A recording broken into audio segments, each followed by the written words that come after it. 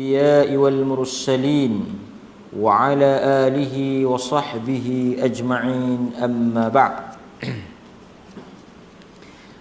Hadirin mukminin, tuan-tuan muslimin muslimat yang dirahmati oleh Allah Subhanahu wa taala, kita bersyukur kepada Allah kerana sekali lagi peluang diberikan oleh Allah untuk kita mendengar ayat-ayat suci Al-Quran dan hadis-hadis Nabi sallallahu alaihi wasallam. Dan pada malam ini kita akan sambung bab berhubung dengan keadaan penghuni neraka. Kita sampai kepada tafsir firman Allah dalam surah An-Nisa ayat 56 pada muka surat 232. Muka surat 232 pada ayat yang ke-56 surah An-Nisa.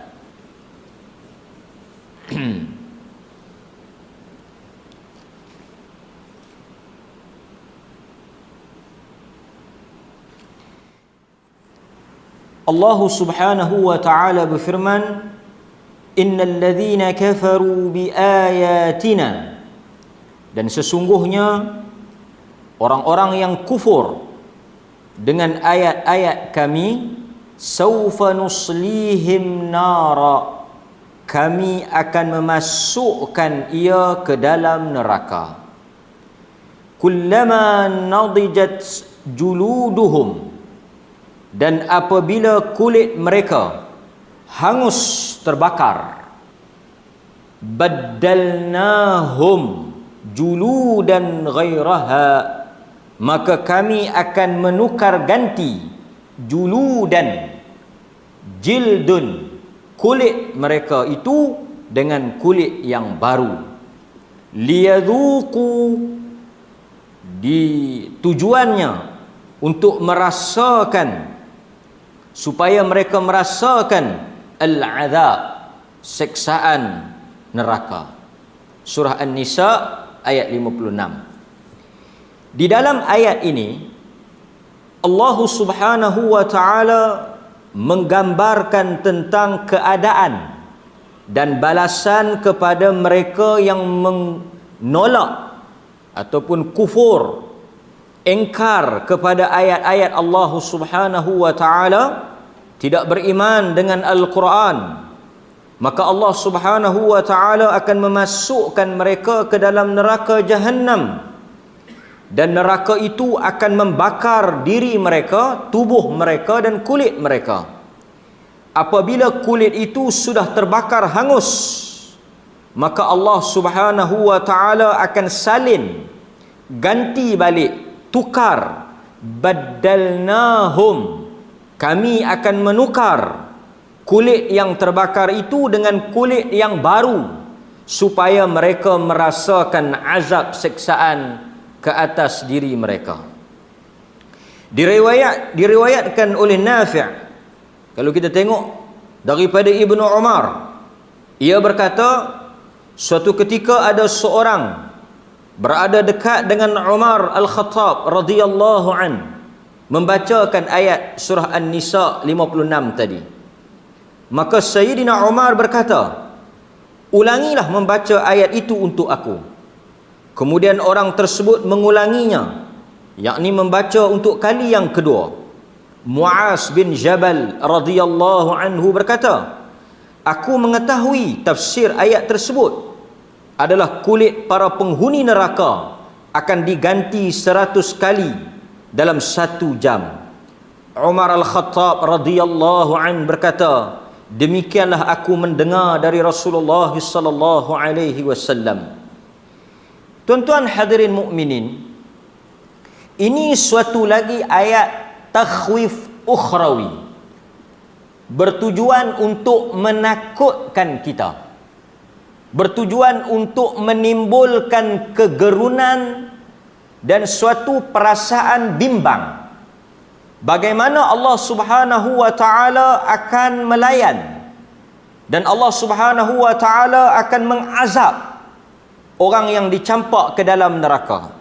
Salah satu bentuk seksaannya, cara Allah Subhanahu wa taala menyeksa kita esok ni, jika kita termasuk daripada kalangan ahli neraka, orang-orang yang engkar, tidak beriman dengan apa yang diturunkan oleh Allah kepada nabinya, ialah dia akan menukar ganti kulit kita itu beratus kali.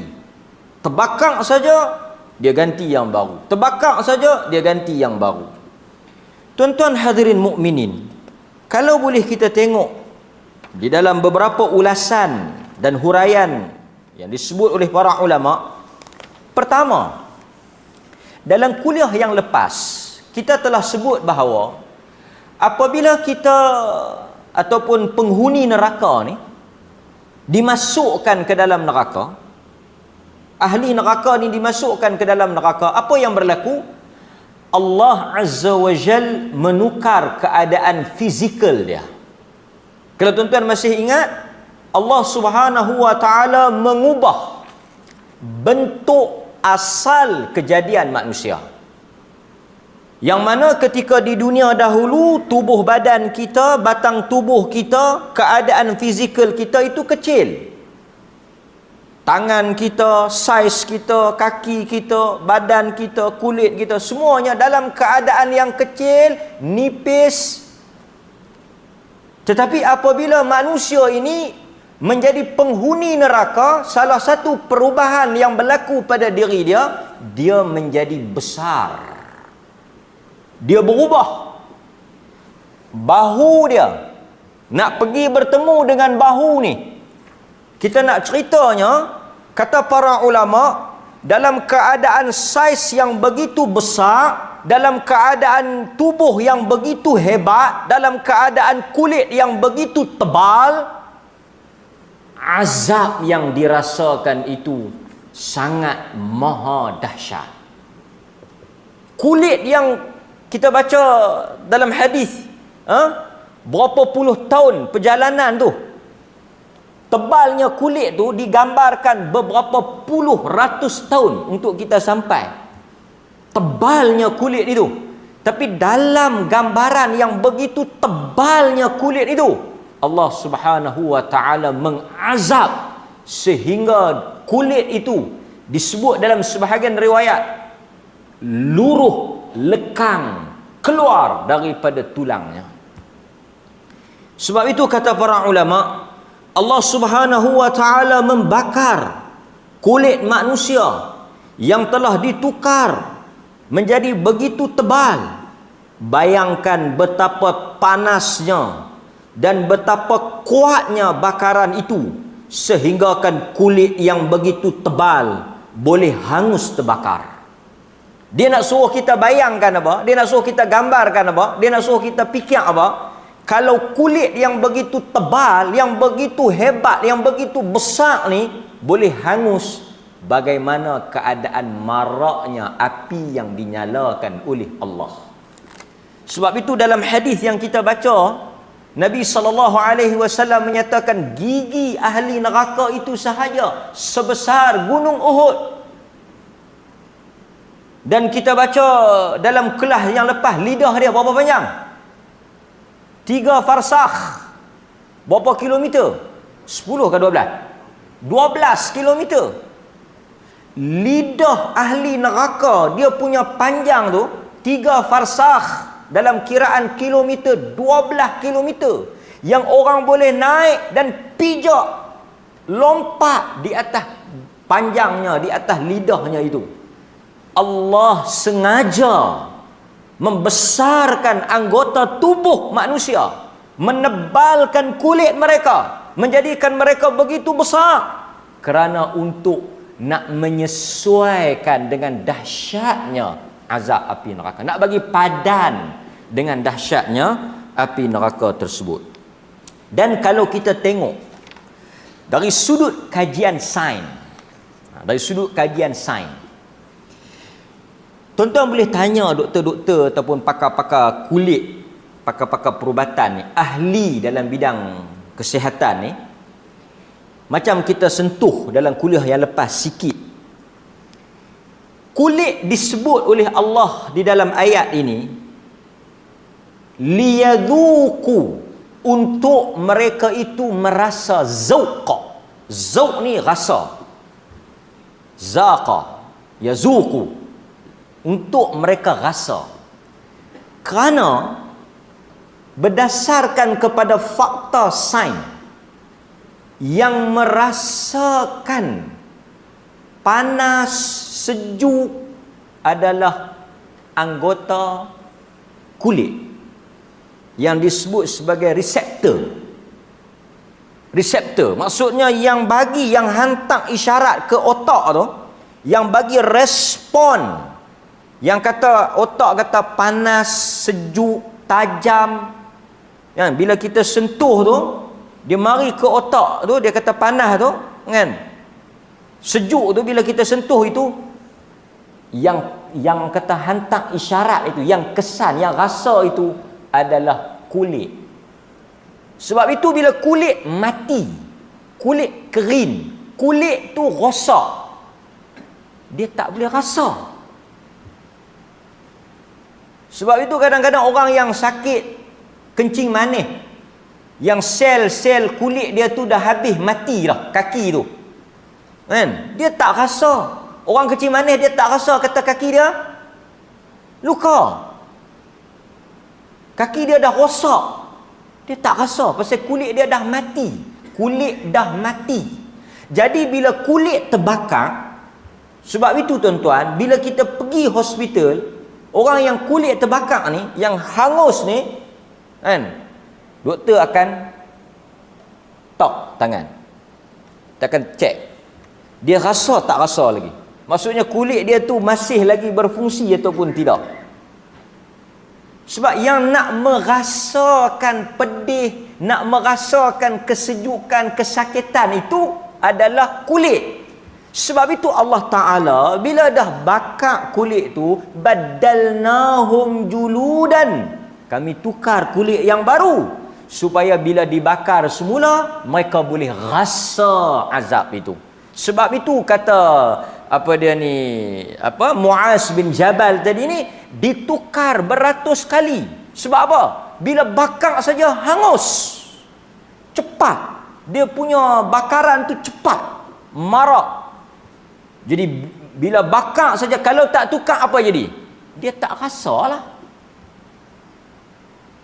Bila kulit itu terbakar, sudah mati sel-sel dia, dia tak rasa. Bila tak rasa, selepas daripada itu tak bagi apa-apa kesan. Jadi Allah kata badalnahum, kita salin kulit itu, kemudian kita bakar semula. Kita salin kulit itu, kita bakar lagi. Demikianlah Allah Subhanahu wa taala melakukan kepada ahli neraka. Sebab itu di dalam neraka ini tidak ada istilah cuti, tidak ada istilah rehat, dan tidak ada istilah untuk berhenti daripada diazab. Dia akan diazab seperti mana yang Allah Subhanahu wa taala kata, pagi dan petang. Pagi dan petang. Ini apa yang disebut oleh para ulama. Menurut riwayat Al-A'mash, daripada Abdullah ibnu Umar. Nampak? Menurut riwayat Al-A'mash daripada Abdullah ibnu Umar, apabila kulit mereka terbakar, maka kulit itu akan diganti dengan kulit yang lain yang berwarna putih. Ini riwayat Al-A'mash daripada jalan Abdullah ibnu Umar. Dia nukilkan pandangan Abdullah ibnu Umar, apabila kulit ahli neraka itu terbakar, Allah kata badalnahum juludan, kami tukar kulit itu dengan kulit yang berwarna putih seperti kapas. Kulit yang baru tu warna dia putih seperti kapas, kan?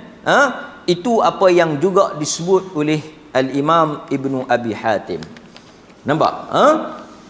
Juga kalau kita tengok, ada riwayat yang menyebut bahawa dijadikan untuk orang kafir itu 100 jenis kulit, dan di antara dua kulit adalah sejenis seksaannya sendiri. Ada lebih 100 jenis kulit yang dijadikan untuk orang kafir, yang mana kulit itu menjadi seksaan bagi diri dia sendiri. Itu apa yang disebut di dalam tafsir Al-Imam Ibn Kathir rahimahullahu ta'ala. Okey. Ar-Rabi' Ibnu Anas mengatakan, Ar-Rabi' Ibnu Anas mengatakan, telah disebutkan bahawa kulit seseorang itu tebalnya 40 hasta. Ada riwayat yang menyebut kulit ahli neraka itu 40 hasta. Dia punya tebal dia. Giginya panjang 40 hasta. Dan perut mereka itu besar sehingga boleh dimasukkan gunung ke dalamnya. Apabila api neraka membakar, hangus kulit mereka, kulit itu diganti dengan kulit yang lain. Ada hadis yang diriwayatkan daripada Imam Ahmad, daripada Mujahid, daripada Abdullah ibnu Umar, daripada Nabi sallallahu alaihi wasallam. Ada hadis riwayat Imam Ahmad daripada Mujahid, daripada Ibnu Umar, daripada Nabi sallallahu alaihi wasallam, tubuh ahli neraka di dalam neraka menjadi besar hingga telinganya nak sampai ke bahunya sama dengan perjalanan 100 tahun. Untuk sampai daripada telinga ni pergi ke bahu tu, dia punya panjang, dia punya besar, lebar dia tu, jauh dia tu 100 tahun. Kulitnya tebal 70 hasta. Gigi gerahamnya sebesar bukit Uhud. Tapi hadis ni ada pertikaian, tapi kita dah baca hadis yang sokong tentang saiz ahli neraka itu memang besar. Dan inilah apa yang disebut oleh para ulama tentang salah satu bentuk seksaan yang akan ditanggung oleh ahli neraka pada hari kiamat nanti, dengan cara Allah menyalin dan tukar kulit itu supaya mereka tidak berhenti untuk merasakan azab. Hadirin mukminin, muslimin dan muslimat yang dirahmati oleh Allah Azza wa Jal, itu apa yang kita nak petik daripada huraian dan kitab yang kita baca ini, insya-Allah. Jadi kita akan sambung kuliah kita ataupun kelas kita pada minggu hadapan dengan izin Allah Subhanahu wa taala. Kita masih ada masa kan? Berapa sekarang? Ada berapa minit?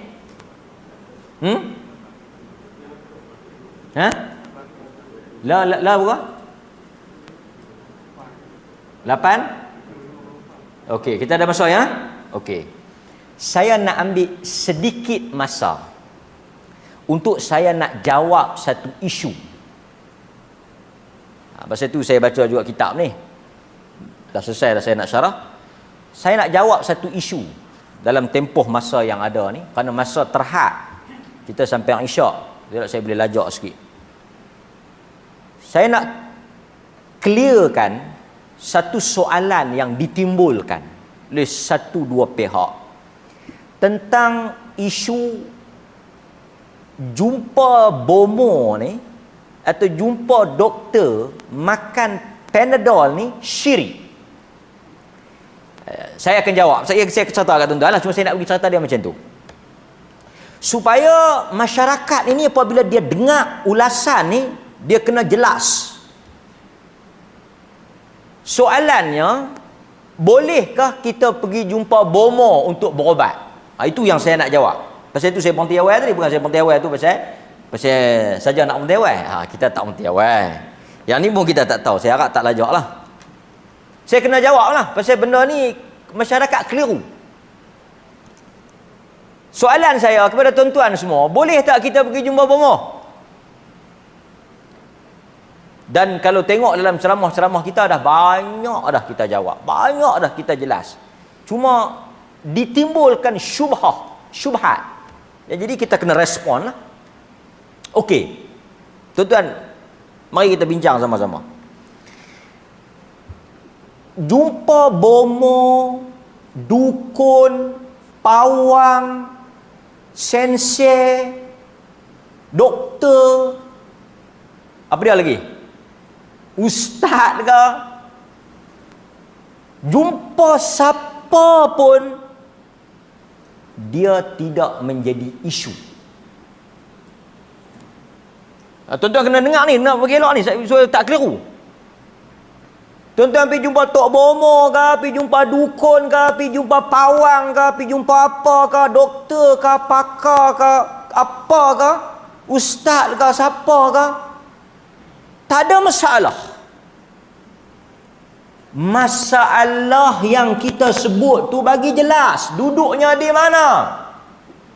Dia bukan soal perawat tu, dia bukan soal orang yang rawat tu, dia soal konten kepada rawatan tu.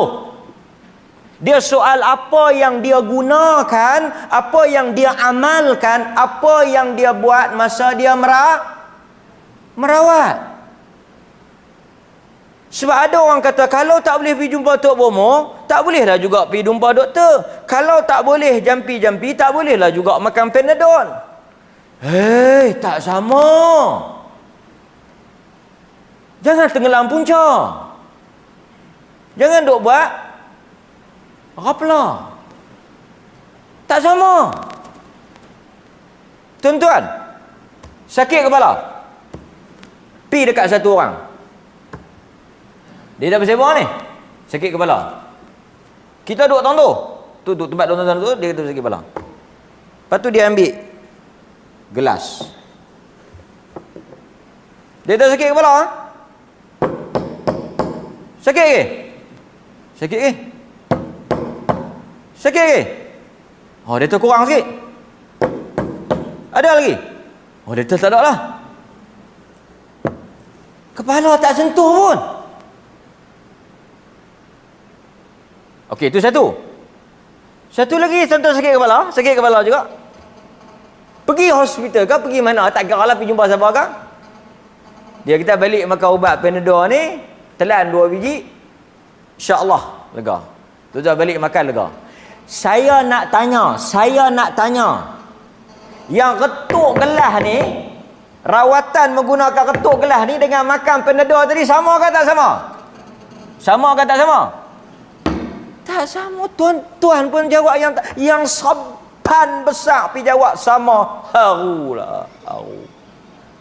Haru. Mana sama? Yang satu rawatan, yang ada kajian, yang ada ubat, yang ada sebab. Yang satu lagi tak tahu punca apa. Itu yang fatwa Majlis Kebangsaan, jawatan kuasa Majlis Fatwa Kebangsaan. Tak boleh, apa dia ni? Operation. Tuan-tuan tahu, bedah batin. Tuan-tuan tahu bedah batin. Bedah batin ni, lah semua tak boleh on SOP, tak boleh lah ni operation online. Bukan kata mengajak je online, operation online. Dia boleh bedah perut tuan-tuan tu. Dia bawa keluar. Jahit balik. Okey, macam mana? Okey. Difatwakan sebagai perkara yang bercanggah dengan syarak. Sebab itu kita kata bukan isu jumpa siapa, isu apa yang dia baca, apa yang dia gunakan. Okey. Ni saya nak jawab ni. Okey, tuan-tuan tolong jawab. Mengaji daripada rambut tak tumbuh sampai rambut luruh balik dah. Takkan tak boleh jawab. Okey. Ada satu klinik di Baruh. Nama doktor apa nama Siam? Siam nama apa selalu? Siam nama apa Siam? Apa nama Siam? Siam tuan-tuan selalu payah nama Siam. Non my lab. Okey, nama doktor ni Doktor Non My Lab. Doktor Siam. Doktor Non My Lab. Tapi dia doktor. Klinik dia klinik Nakon Sri Tamarat. Tapi dia duduk di Besri. Kita sakit perut, pilah jumpa Doktor Non My Lab ni. Dia kata ni doktor sakit perut 3 hari dah ni, duk ulang pergi bilik air. Doktor Non My Lab ni, yang klinik Siam ni, doktor ni dia pun pegang cek. Dia kata ada silap makan apa ke? Dia kata tak tahu makan apa. Doktor ni tengok pun macam angin kembung apa semua ni. Ni balik pergi makan cakul. Tahu cakul? Ubat sakit perut cakul lah, dia bagi cakul. Ubat lah, dia bagi ubat. Dia kata makan yang ni. Kalau tak mau cakul ni, tak apalah, you ambil apa ubat ni, you bancuh sikit minum. Dia macam oren tu. Oren tu mungkin cacing ke apalah. Okay, dia bagi ubat. Doktor no my luck. Siam. Boleh tak boleh dari sudut hukum syarak? Dari sudut hukum syarak, boleh tak boleh jumpa doktor siam? Boleh tak boleh? Boleh. Sebab doktor siam ke, doktor Sing ke, doktor Hindu ke, doktor apa tuan-tuan duk pergi klinik pauh tu, doktor tu agama apa tak penting. Konten dia, treatment dia ubat. Treatment dia operation. Treatment dia based on science. Based on science. Jadi doktor Melayu ke pasal tu tuan-tuan kata, hang kalau ni hang pergi klinik Cina tu, dia ni pakar kulit. Kan? Kalau Hindu dia ni hampir doktor taram ni, dia ni pakar tulang, dia hebat. No argument. Tak ada masalah pasal doktor bukan kita ikut akidah dia. Siam ke, hising ke, pasal dia rawat itu rawatan yang factual, rawatan yang sains. So tak ada masalah. Clear? Pandai tuan-tuan jawab ni. Sebab tu saya tak takut. Orang Perlis memang bab ni clear. Mufti pun hebat. Kan? Okey. Sekarang ni Nom My Lab juga. Tapi Nom My Lab bukan doktor, Tok Cha. Non My Lab duk bilai uduh. Wat kubang 3. Okey. Nama Non My Lab juga. Tapi Tok Cha pakai yang tadi pakai baju putih ada stetoskop. Tahu stetoskop? Hok duk pombang dengar tu dia panggil stetoskop tu. Yang non my lab ni pakai baju oren, kepala botak. Tapi siam juga kita pun pi. Dia tatuk dia pun kap. Dia tak cakap banyak kap. Skip pot. Dia pun kap. Dia pun bagilah, dia pun cedok ayat Telaga Kiambang Teratai. Tahu tak? Ayat Telaga Kiambang Teratai bertaut. Biduk berlalu. Okey, dia pun cedok. Lepas tu pembantu dia Tok Cha ni, Tok Cha yang pangkat rendah sikit ni, bagi kat kita. Dia tak balik pergi sapu. Boleh tak boleh? Boleh tak boleh? Tak boleh pula non my lab juga. Sebab itu kita jelas dalam soal ini. Ini siam, rawatan dia, ini doktor Cina, doktor Hindu, rawatan dia tidak bercanggah dengan syarak. Ini Tok Bomo siam. Tok Bomo siam sahih dah. Ni, ada tuan-tuan pergi jumpa Tok Bomo siam. Tuan-tuan pergi jumpa Tok Bomo siam, ada dia baca Allahumma inna nas'aluka salamatan fid din wa afiatan fi... Ada dia baca macam tu? Tak. Tok Bomo siam akan minta dekat Tok Pekong dia. Pasal dia kata dalam rakaman tu, pergi jumpa Tok Bomo siam pun tak apa. Majalah jumpa dengan doktor. Dia tak sama. Tok Bomo siam sahih dia menggunakan jampi serapah dan juga mentera yang dia minta kepada Tok Pekong dia dengan cara dia. Kita tak petikai itu agama dia, itu kepercayaan dia, itu cara dia, terpulang pada dia. Tapi kita orang Islam, wa qala rabbukum ud'uni astajib lakum. Doa kepada Allah. Pasal itu kita tak jumpa doktor Hindu boleh, tapi jumpa Tok Sami Hindu tak boleh. Apa yang membezakan dua ni? Cara dan approach treatment yang mereka gunakan.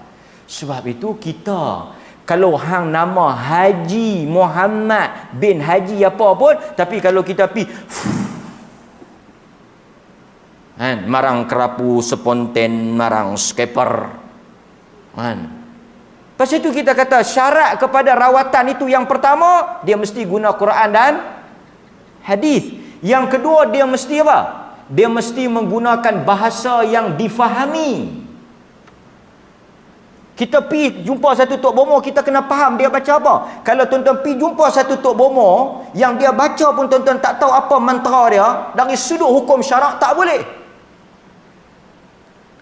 Dan saya nak bagi tahu dekat tuan-tuan, Pasal apa kita alert dengan Tok Bomo? Pasal apa kita hati-hati dengan Tok Bomo? Pasal ada hadis. Saya nak sebut kepada tuan-tuan ni. Dan soal rawatan ni, dia tak sama. Makan Panadol tak sama. Tuan-tuan, saya takut tuan-tuan semua terpengaruh. Makan Panadol tak sama, ambil vaksin. Ini semua Nabi suruh. Tuan-tuan, kalau tuan-tuan tak percaya, kita akan bagi hadis-hadis Nabi SAW yang suruh kita berobat ni. Supaya tuan-tuan semua boleh jelas. Ini tak sama. Sebab ada orang kata pergi hospital syirik. Tak. Nabi kata ibadallah, wahai hamba-hamba Allah, dalam hadis yang diriwayatkan oleh Imam Ahmad, Abu Daud, At-Tirmizi dan Ibnu Majah. Nabi kata ibadallah, wahai hamba-hamba Allah, tadawu fa innallaha lam yada' da'an illa wada'a lahu dawa' illa da'an wahid haram. Allah tidak akan menurunkan suatu penyakit melainkan Allah akan menurunkan ubat. Dan apabila maka hendaklah kamu semua berobat. Kecuali satu penyakit saja yang tak ada ubat. Apa dia? Tua. Tua ni tak payah pepok apa, memang tua. Tak payah duk pepok. Ada pepok collagen boleh mudah. Tak ada. Tua tak boleh. Nabi kata. Kemudian Nabi sebut apa lagi? Tengok ni. Ini semua hadis kempen suruh apa? Suruh kita berobat. Jumpa doktor, ambil ubat. Jumpa Tok Bomo, kalau dia bagi ubat akak, pasal tu kita kata sensei Cina tu, bagi saya sensei Cina tu lebih selamat daripada Tok Bomo, betul tak? Sensei Cina tu aku puncur, cucuk, ginseng. Itu lebih selamat tau. Akidah kita lebih selamat pergi jumpa sensei tu. Pasal apa? Pasal dia cucuk-cucuk. Tapi kalau tuan-tuan pergi jumpa sensei tu duk tuang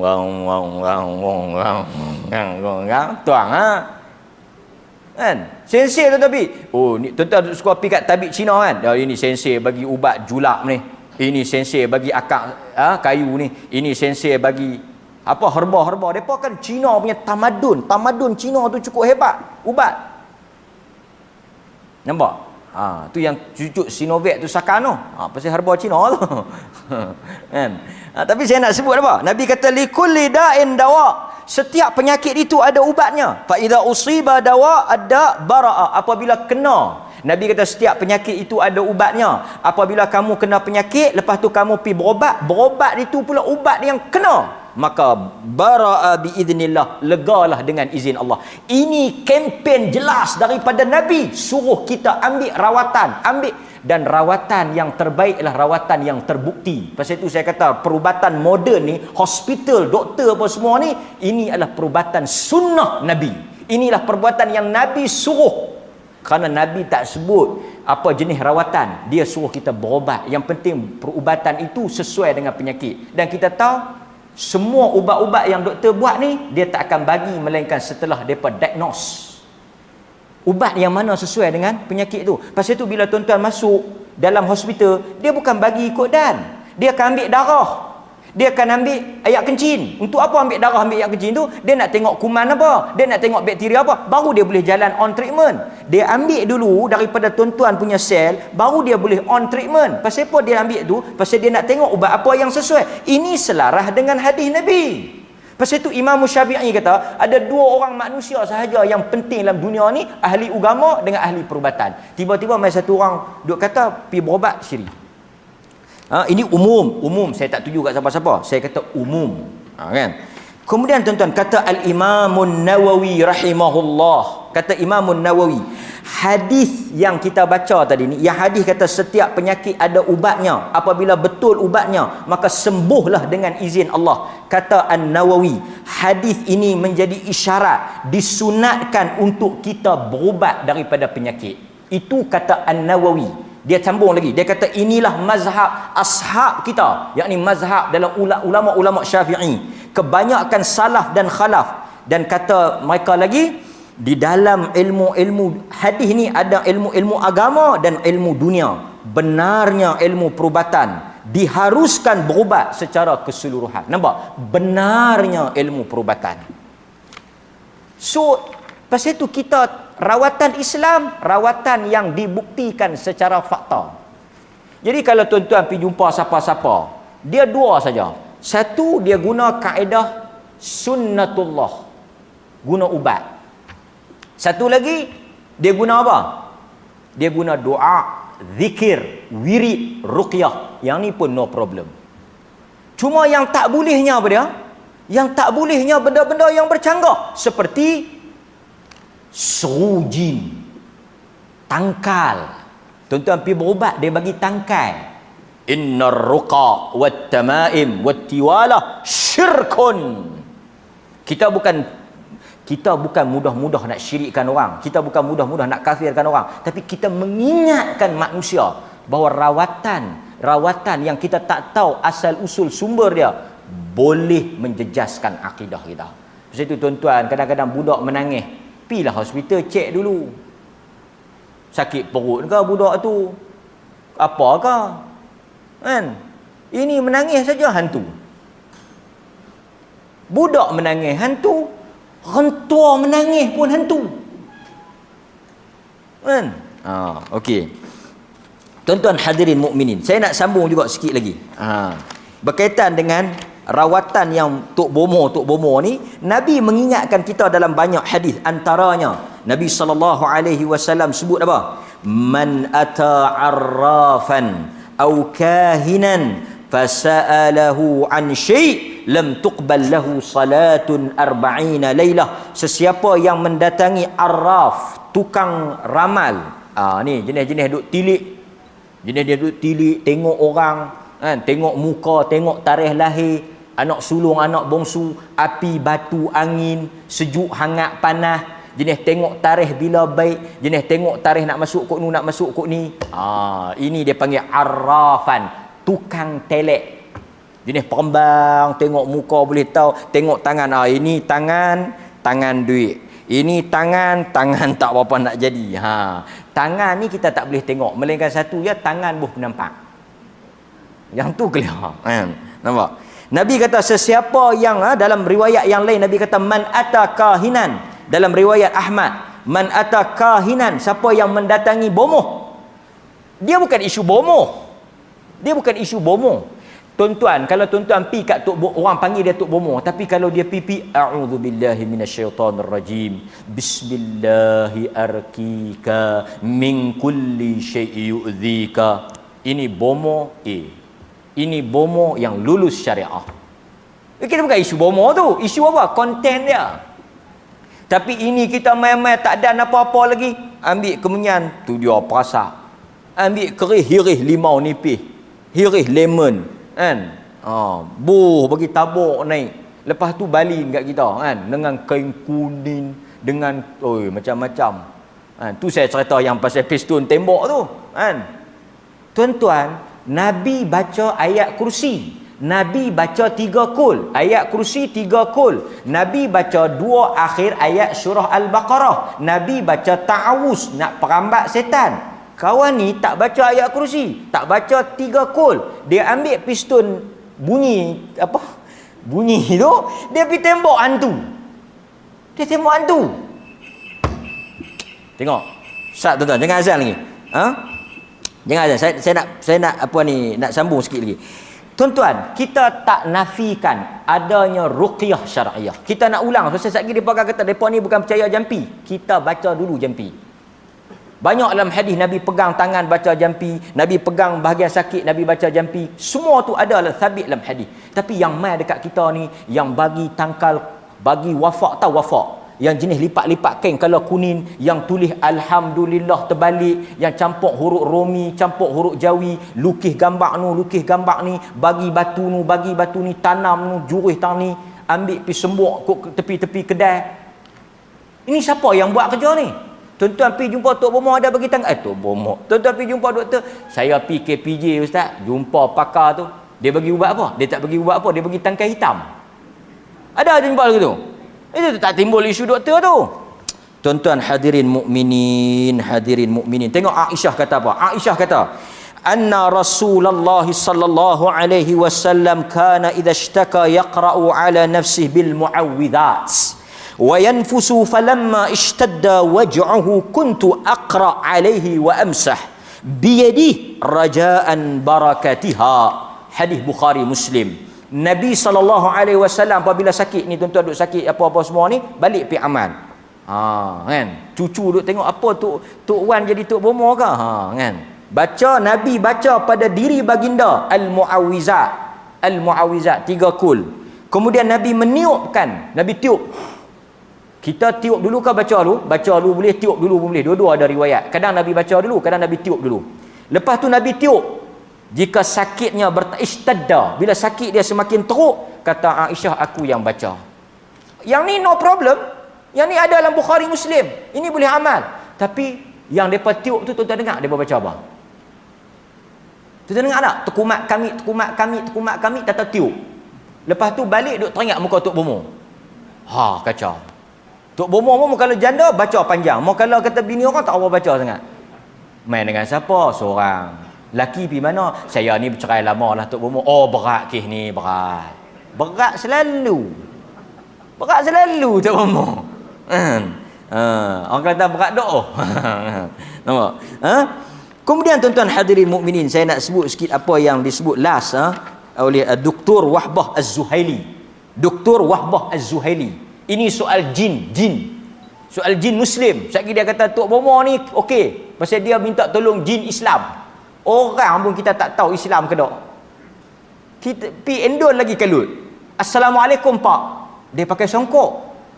Endon pakai songkok. Kita pun Assalamualaikum Pak. Maaf, saya Kristian. Demam kita. Kristian pakai songkok. Nama sama. Depa cakap tak ada ni. Kata Dr. Wahbah Az-Zuhaili. Dr. Wahbah Az-Zuhaili dia kata apa? Bolehkah kita minta pertolongan dengan jin Islam? Kata Dr. Wahbah Az-Zuhaili. Dia kata apa? Dia kata haram meminta pertolongan dengan jin walaupun dalam apa keadaan sekalipun. Dan ini adalah perbuatan yang tercela dari sudut syarak. Allah Subhanahu wa taala berfirman, "Wa annahu kana rijalun minal ins ya'udhuna bi rijalin minal jin fadaduhum rahaqa." Sesungguhnya ada di kalangan manusia yang meminta pertolongan daripada golongan jin. Dengan permintaan itu, golongan jin bertambah sombong dan jahat.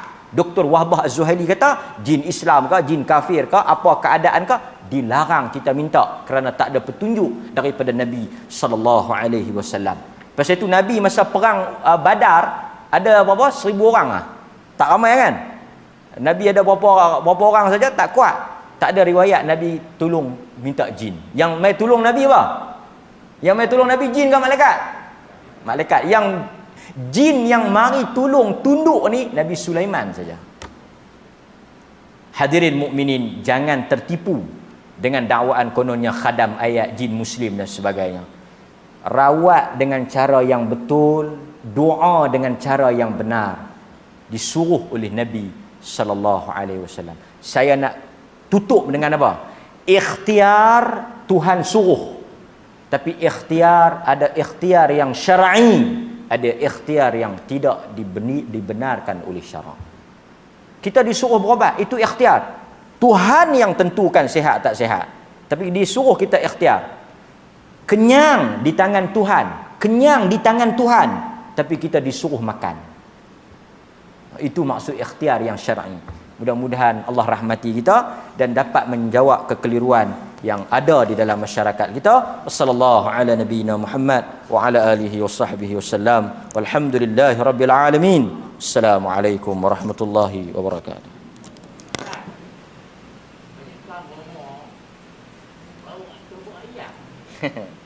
Ayat kalau dijampi tak apa. Kalau ayat tu dijampi dengan Quran boleh. Tapi kalau ayat dia baca siam tak boleh.